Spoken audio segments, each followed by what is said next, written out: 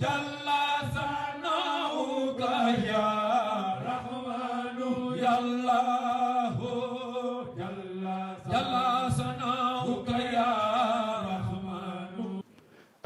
J'avais prévu le passage d'une sœur aujourd'hui qui va nous donner le DAS d'aujourd'hui. Parce que nous ici, en fait, je pense que les gens qui ont l'habitude de venir ici savent que tout le monde est ici pour apprendre.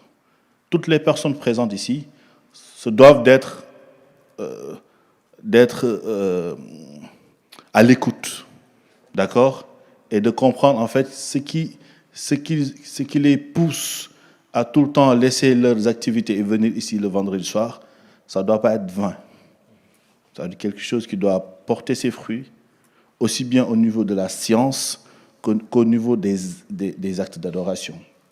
Donc, l'apprentissage se consolide par l'échange, d'accord, et par la restitution, d'accord. Donc, ce faisant, nous avions mis un cadre depuis des années, et ce cadre, masha'Allah, perdure, qu'Allah nous facilite cette tâche-là, qu'Allah nous aide à la mener à bien, de la manière Bijaï Cheikh Ahmed Tidjani.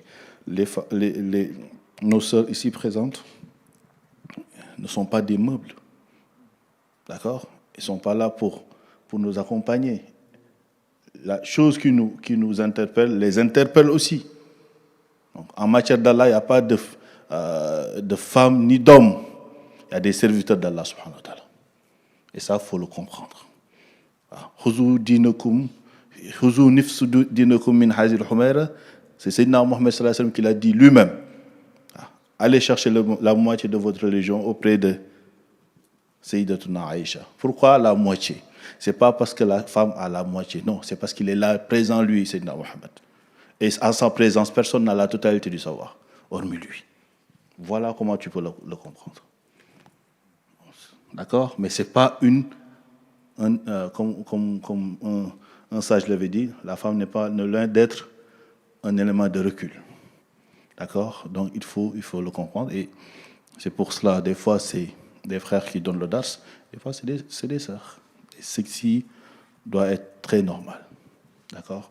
Donc, Fatabarakallah, je pense qu'on va donner peut-être 15 à 20 minutes à Sohna Aïchatou Kamara, qui va, Inch'Allah, nous présenter son orientation, si je puis dire comme ça. Hein? Ça fait un moment qu'il n'est pas passé, mais bon, Fatabarakallah. Donc, elle va s'asseoir au milieu de ses sœurs, Inch'Allah, et nous allons la suivre à distance. Donc, portons une oreille attentive à ce qu'elle va nous dire et prenons note s'il y a des questions pour qu'on revienne dessus, Inch'Allah. Qu'Allah nous facilite, Bijaï Cheikh Ahmed Tidjani. kon nag soxna Aïcha tafaddal. أعوذ بالله السميع العليم من الشيطان الرجيم بسم الله الرحمن الرحيم وصلى الله على سيدنا محمد الفاتح الخاتم الناصر الهادي إلى صراط الله المستقيم وعلى آله صلاة تعرفنا بها إياه. السلام عليكم ورحمة الله. Chers frères et sœurs, nous sommes ici comme la plupart des vendredis pour d'abord faire ce qui nous revient d'obligatoire, qui est notre Hadaratul Jumu'ah ainsi que notre Wazifa, mais également pour prendre part aux enseignements de notre Seydi Ben Cheikh. Donc, comme l'a énoncé précédemment, ces assises sont non seulement des assises de zikr, mais également des assises d'apprentissage, de formation et d'éducation également.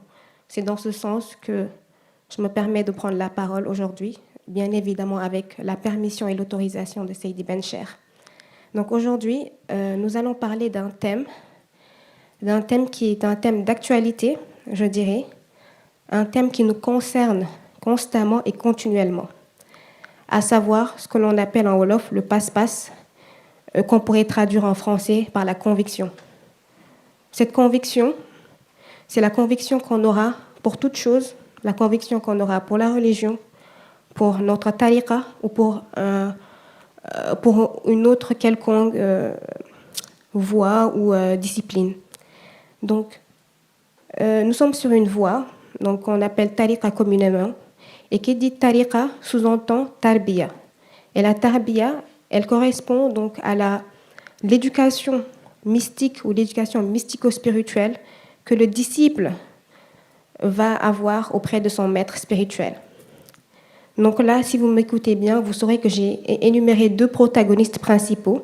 Donc on va revenir plus tard à la posture que doivent avoir ces 2 protagonistes dans cette relation, pour que cette relation puisse porter ses fruits, bien évidemment. La tariqa, elle est là principalement pourquoi ? Elle est là pour nous permettre vraiment de réaliser ce pourquoi Allah subhanahu wa ta'ala nous a descendus sur terre.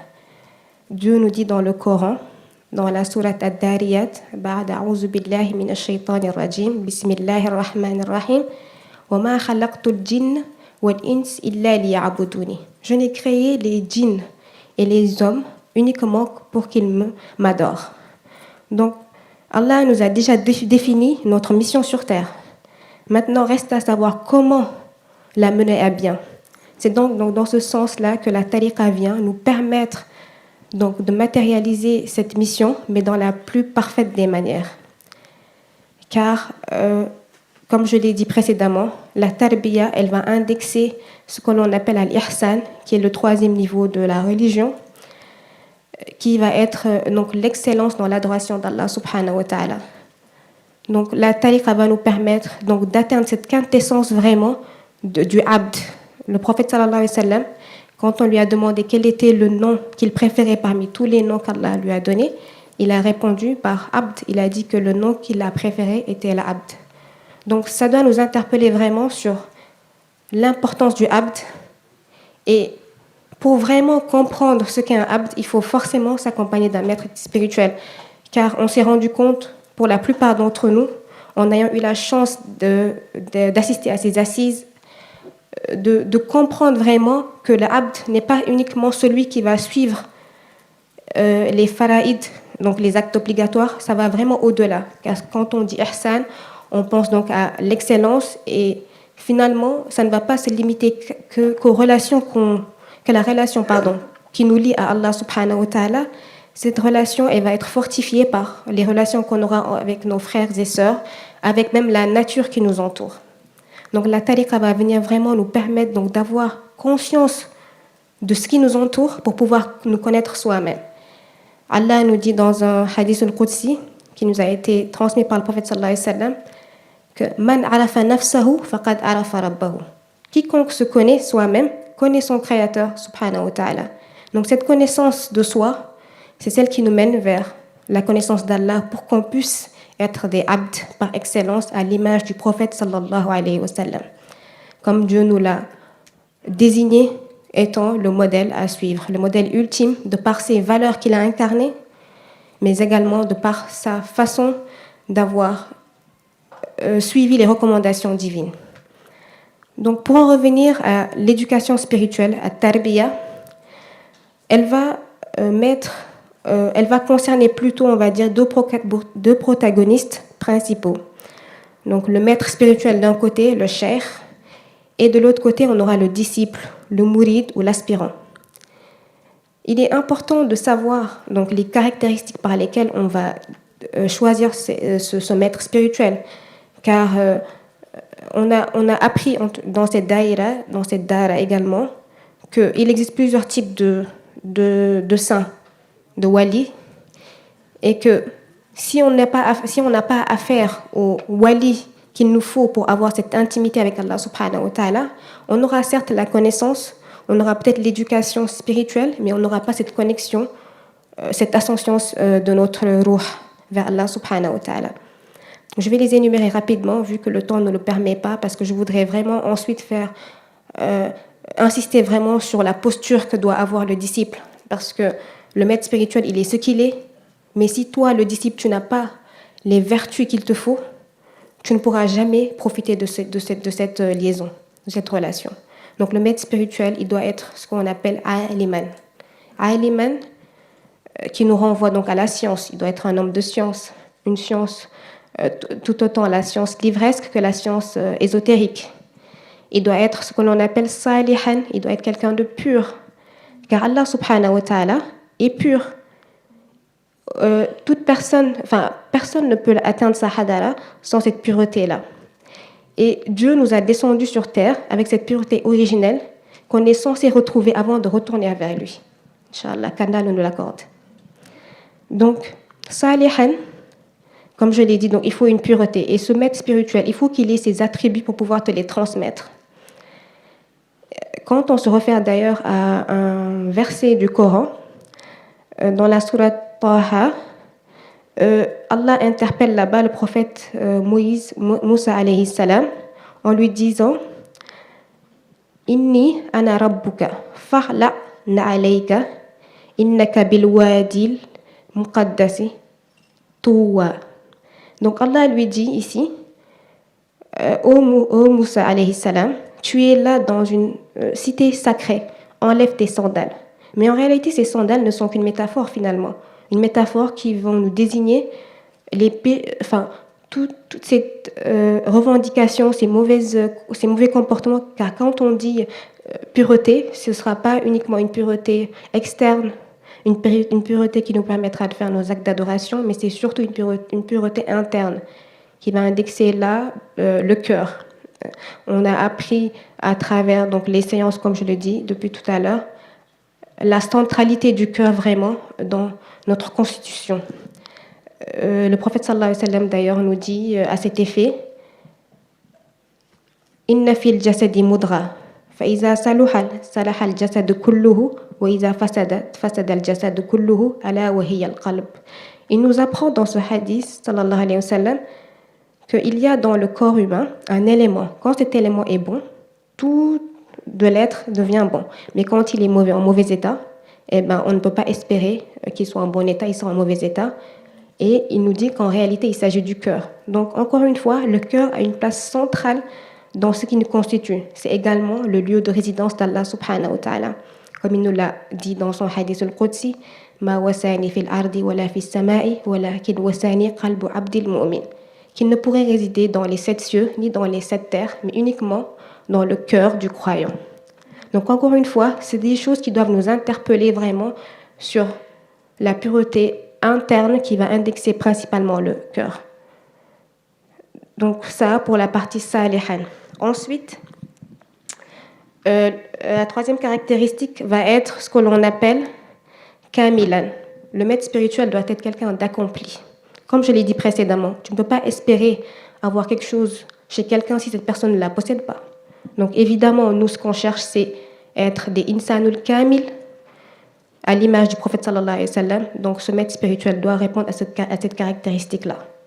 Kamilan, pour que toi également, tu puisses être cet insanul kamil, un abd véridique, un abd complet.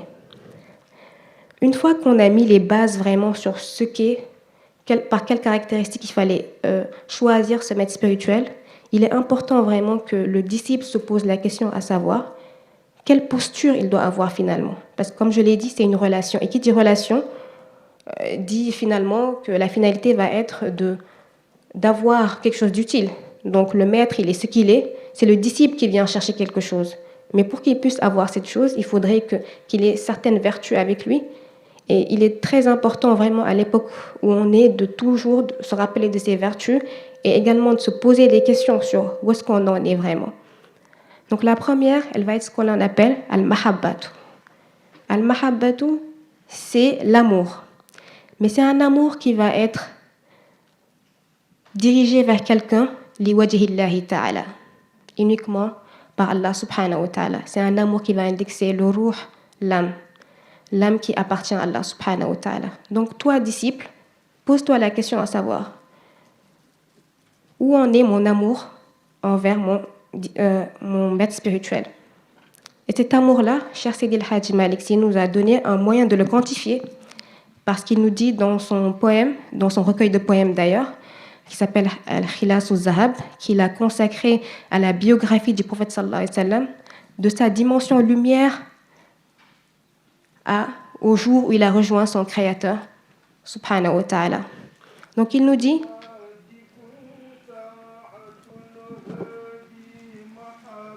بطه كذا تباع الذي يأتي من الأمم وعليهم أجمعين ما ربنا دائما يا رسول الله لعل علامات قالوا إن أعظمات مال سنتي هي من جملة الأمم على نبي وعليهم أجمعين سلام ربنا دائما يا رسول الله وكسرة الشوق في لقيان سيدنا من العلامات قبل ذاك زلفا من على نبي وعليهم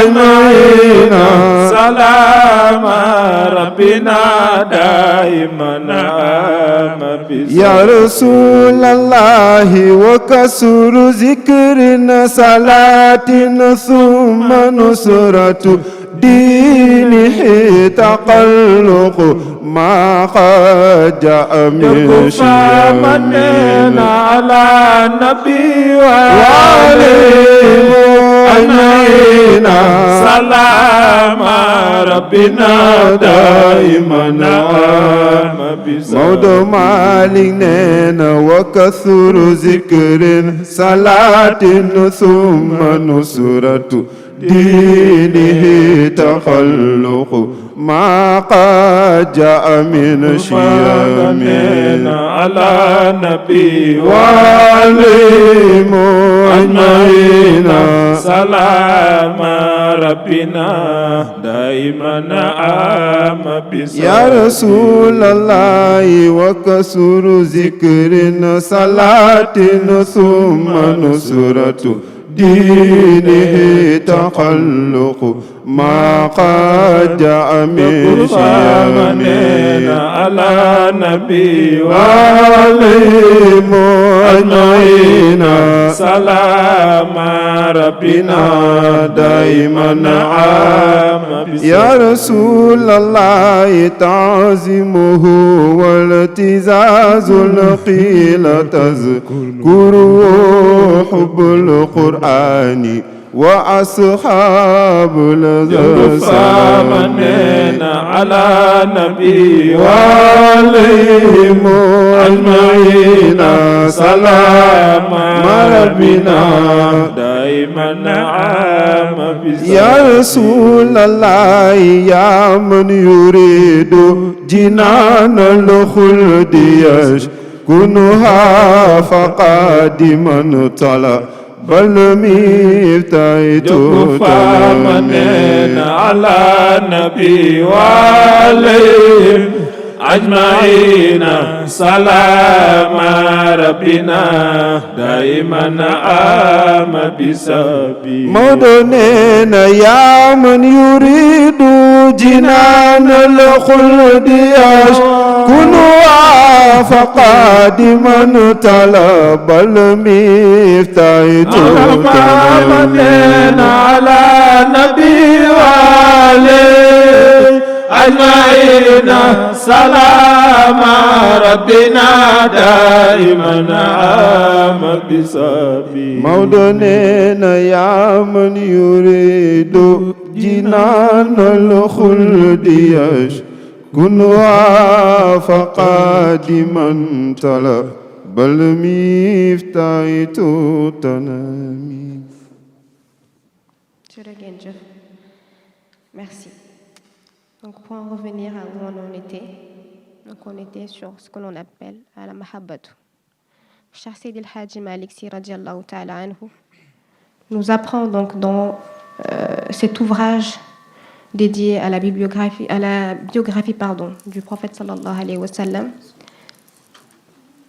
que en réalité pour vraiment mesurer notre amour au prophète sallallahu alayhi wa sallam, il fallait donc la mesurer à notre amour qu'on a pour le Coran. C'est ce que ils ont chanté tout à l'heure.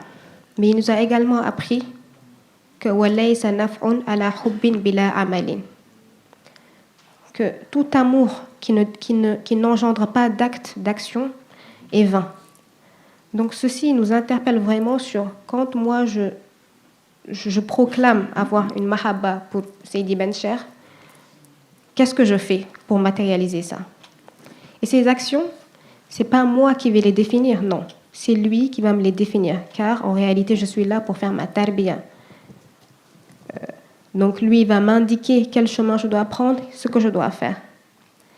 Et il est important, donc vraiment, dans ce que l'on appelle al-adab, on va y revenir plus tard, de savoir qu'il ne faut pas contredire ce que le cheikh nous recommande de faire, car Allah nous dit dans le Coran, Ati'ullaha wa ati'ur rasula wa ulil amri minkum. Et ce cheikh que tu as choisi, ce cheikh Murabbi, ce cheikh Tarqiya, eh bien c'est lui, le ulil amri minkum.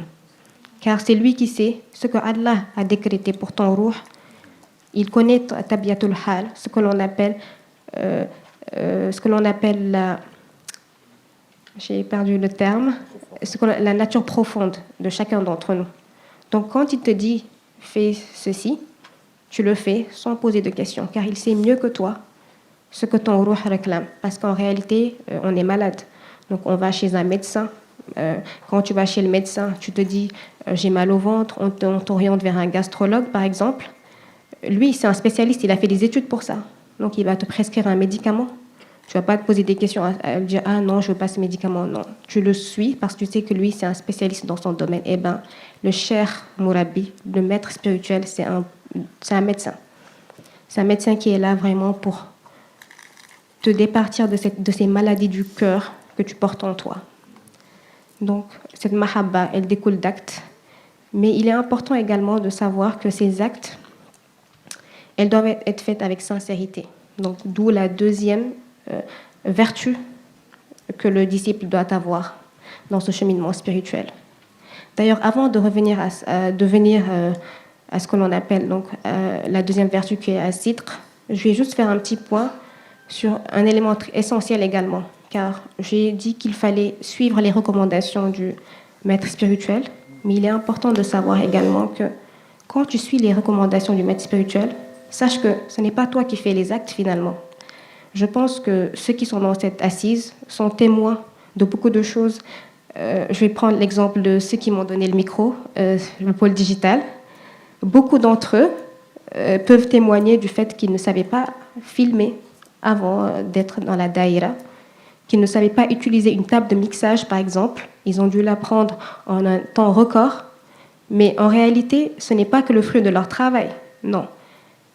Il y a une part donc, de leur travail qui va nous renvoyer à l'himma, mais l'autre part, elle revient au guide spirituel, au maître spirituel, qui est le hal. Donc il faut forcément accompagner ces deux choses, al-himma, qui revient au disciple, et le hal, qui est celle du maître spirituel. Serigne Babacar Sy radiallahu ta'ala anhu nous dit dans son poème Amat Mazayahu Bihimmatin aw bihalin haza tarbiyatan ni'mal murabbi muribul haqqi yardahu. Il nous enseigne donc dans ce poème que la tarbiya qui se fait dans cette tariqa, elle se fait donc sous deux niveaux, al-himma et al-hal. Donc comme je l'ai dit précédemment, al-himma, c'est une vertu vraiment caractéristique du disciple Tijani. Quand on se réfère d'ailleurs à la vie de Cheikh Sidi Ahmad Tijani Chérif radiallahu ta'ala anhu, pour toute personne qui prête attention vraiment à sa vie, la principale vertu qu'on apprend, c'est al-himma. Et il nous dit que tous ses disciples doivent s'armer de cette volonté ferme, car cette volonté peut te permettre d'atteindre des choses que tu pensais inimaginables. Et c'est ce dont beaucoup peuvent témoigner d'ailleurs ici. Ils ont réussi à développer des skills, des capacités qu'ils ne pouvaient pas s'imaginer avoir. Ce n'est pas des choses qu'ils ont apprises, non. C'est des choses qu'ils ont fait déjà avec sincérité, volonté. Et ils se sont dit, le reste, c'est notre maître spirituel. Il nous a dit de le faire, on le fait. Et le reste, ça sera entre ses mains. D'ailleurs même, je pense que ça nous fait penser également à un hadith que Seydi Benchir a l'habitude de nous enseigner ici, qui est un hadith au Qudsi, où Dieu nous dit La yazalu abdi yataqarrabu ilayya binawafili hatta uhibbahu. Fa iza ahbabtu kuntu sam'ahu allazi yasma' biha wa basarahu allazi yubsiru biha wa yaduhu allati yubtishu biha wa rajlahu allati yamshi biha. Pour faire court, dans ce hadith, Allah nous dit que le croyant qui ne cesse d'essayer de se rapprocher de lui se verra octroyer son amour, finalement. Et quand Allah t'aime, sache qu'en retour, il devient les yeux par lesquels tu vois, il devient l'oreille par laquelle tu entends, il devient le pied par lequel tu marches, il devient la main par laquelle tu tiens les choses. Donc ça, c'est une métaphore, bien évidemment. On ne va pas dire qu'Allah a des mains ou des pieds, mais c'est pour qu'on comprenne vraiment ce que peut faire l'amour qu'Allah a sur son serviteur.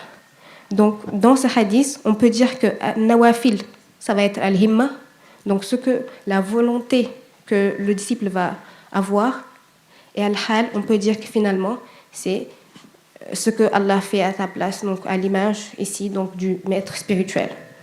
Donc, iza ahbabtu kuntuhu, tout simplement. Allah, quand il t'aime, il devient toi, il devient tout en toi. Donc, la deuxième vertu, va être ce que l'on appelle as-sidq. As-sidq, qui est la sincérité. Donc, une fois que tu as un amour pour ton maître spirituel, qui n'est animé par autre qu'Allah subhanahu wa ta'ala, il faut que tu sois véridique. Cheikh Sidi El-Hadji Malick Sy, radiallahu ta'ala, nous dit également, par rapport à cela, que la sincérité est la parure de l'aspirant. As-sidqu fa huwa zinatul murid a'azana Allahu min al-marid.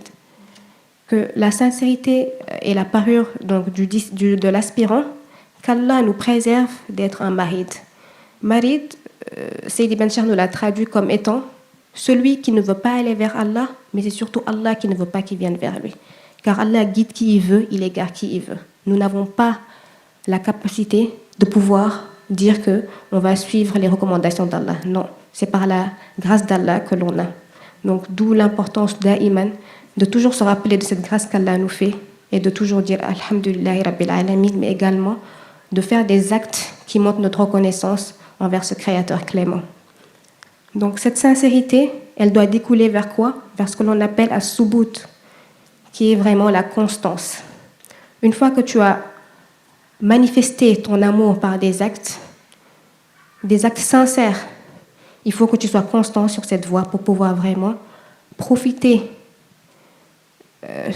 sur vraiment le plus haut des niveaux de cette relation. Donc as-subut, cette constance, va te permettre vraiment d'éviter beaucoup d'égarements. Car quand on prend d'ailleurs les chartes de la tariqa, Seydi Benchir disait tout à l'heure qu'il y en a 23. Donc dans ces 23 chartes, on a ce que l'on appelle al-amn min makrillah, qui est le fait de ne pas se fier au stratagème d'Allah subhanahu wa ta'ala. Donc toute personne qui est consciente, qu'on a conscientisé, saura qu'elle ne doit pas se sentir à l'abri, car elle fait des efforts, parce que moi je pense que je suis mieux que Sokhna Kadja par exemple, parce que je fais mes wird à 3h du matin. Non, ça quand tu le penses, c'est plutôt de l'ostentation, c'est plutôt de l'orgueil. Et l'orgueil, ce n'est pas une caractéristique qui revient à l'homme, non. Elle ne s'y est qu'à Allah subhanahu wa ta'ala. Donc il faut que tu sois constant sur cette voie pour que tu puisses vraiment avoir tous les bienfaits de celle-ci. Je vais terminer par vraiment revenir à une parole de Serigne Babacar Sy radiallahu ta'ala anhu, qui nous dit également, toujours pour savoir qu'on n'est pas à l'abri du châtiment d'Allah subhanahu wa ta'ala, il avait l'habitude de dire Adduna bëccëgu weeru koor la fii ak jotagul jógu du wees. En français, il nous fait une métaphore en nous disant que la vie est assimilable à une journée de jeûne du Ramadan.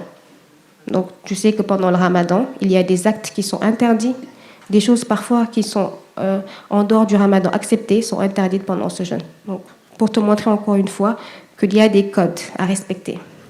Donc, il nous dit que la vie est assimilable à une journée de jeûne de ramadan et qu'on n'arrive pas encore à la fin tant que ce n'est pas l'heure du crépuscule. Et ce crépuscule, c'est ton retour vers Allah subhanahu wa ta'ala. Donc ça nous interpelle vraiment sur l'état d'éveil qu'on doit constamment avoir. Et Seydi Ben Cher avait mis un texte ce matin par rapport à ça. Donc il nous disait que celui qui est conscient ne peut pas dormir tranquillement en se disant « je me réveille le lendemain » parce que tu ne sais pas. Allah fait ce qu'il veut. Fa'alu lima yurid. Il n'a de compte à rendre à aucun d'entre nous. D'ailleurs, il n'a pas besoin de nos actes d'adoration. Ce que le croyant doit comprendre, c'est qu'il doit plutôt être dans une posture de shukr, de reconnaissance, car tout ce qu'il nous accorde sont des bienfaits. Même ce qui nous semble être des problèmes, finalement, ce ne sont pas des problèmes. Les épreuves, beaucoup se sont vus avoir une foi qui a augmenté suite à des épreuves. Beaucoup se sont vus avoir des révélations sur leur façon d'être suite à des épreuves de la vie. Donc tout cela, ce sont des bienfaits qu'Allah nous fait quotidiennement. Donc encore une fois, nous sommes dans une époque vraiment où il est très très difficile de conserver ses convictions, qu'elles soient religieuses, sociétales, tout ce qu'on veut politique. C'est devenu vraiment très compliqué car il y a beaucoup de vent. J'emprunte le mot de Seydi Ben Cher, il y a beaucoup de vent et ce vent, il est là pour faire tomber tout le monde. Il faut vraiment que tu prennes ta conviction, tu la confies à celui qui, lui, est ferme et il est droit, il a une position ferme et il ne se réfère qu'à Allah subhanahu wa ta'ala. Donc prenons nos convictions, confions-les à nos maîtres spirituels et évertuons-nous vraiment de nous poser continuellement ces questions sur notre posture et sur ce pourquoi on a décidé de s'affilier à ces maîtres spirituels. Donc je vais m'en arrêter là. On m'avait donné 15 minutes si je ne me trompe pas. Il y a beaucoup de choses à dire, mais on ne peut pas le dire en 15 minutes. J'ai essayé en tout cas de transmettre les enseignements qu'on a eus ici grâce à Seydi Ben Cher, les enseignements, la formation, mais également l'éducation. Car il le répétait tout à l'heure, quand on vient dans ces assises-là, il est important de prêter un œil à ce qui nous entoure. Et ça, ce qui nous permet de le faire, c'est vraiment ce que l'on appelle al-adab. C'est les bonnes convenances. On peut appeler ça également les bonnes morales, les bonnes manières spirituelles. Et c'est très important également donc, de s'armer de cette vertu-là quand on est dans une hadara d'un maître spirituel. Car on n'est pas seul. Dieu nous a dit à travers des hadiths du prophète sallallahu alayhi wa sallam que là où il y a des assises de zikr, il est là. Allah nous dit également que toute personne qui se rappelle de lui, il est assis à côté de toi. Donc tout ça doit nous mener vraiment à ce qu'on soit constamment conscient de ce que l'on est en train de faire, mais également constamment conscient du lieu dans lequel on est, pour pouvoir éviter vraiment les dérives qui pourraient nous amener vers notre perte. Donc je m'excuse vraiment pour les fautes commises. J'ai essayé de transmettre de la façon la plus fidèle, en tout cas, les enseignements, en espérant que ce soit quelque chose qui nous bénéficie vraiment. Car la science, on l'apprend pas comment je le dirais, on ne l'apprend pas vraiment pour booster son orgueil ou son ego, ou pour dire, voilà, j'ai appris telle chose. Non, toutes les sciences qu'on apprend doivent nous mener vers une augmentation de notre crainte en Allah subhanahu wa ta'ala. Et c'est ce que l'on a tous les vendredis ici avec Seydi Ben Cher, et même au-delà des vendredis. Donc encore une fois, je m'excuse pour toutes les fautes, et en espérant que ça nous servira à tous, Inch'Allah, qu'Allah nous préserve, qu'Allah nous facilite, qu'Allah nous préserve vraiment sur cette voie dans laquelle on est, et nous permettre vraiment d'être de véritables musulmans au sens large du terme, pour ceux qui savent ce qu'est un musulman réellement, mais également de véritables disciples de Cheikh Seydi Ahmad At-Tijani, Chérif Al-Fatimi Al-Hassani, radiyallahu ta'ala anhu. Assalamu alaikum wa rahmatullah.